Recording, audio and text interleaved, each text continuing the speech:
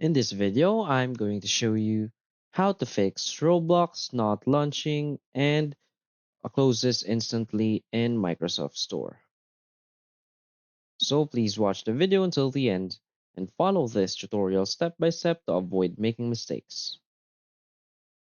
So let's get started.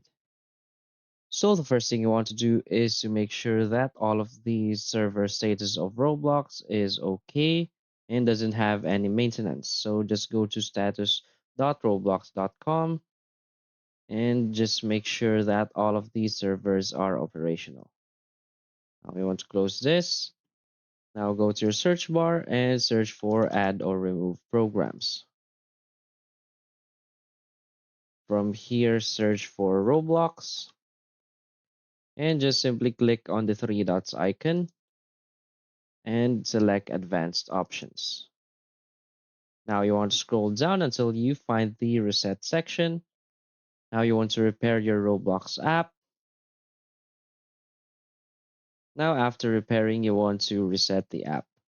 But take note that your app data will be deleted if you reset it. So just try and reset. So if this method still doesn't work, you might want to uninstall Roblox instead and simply reinstall it in the Microsoft Store. So that's it. So if you find this video helpful, please hit like and subscribe. Thanks.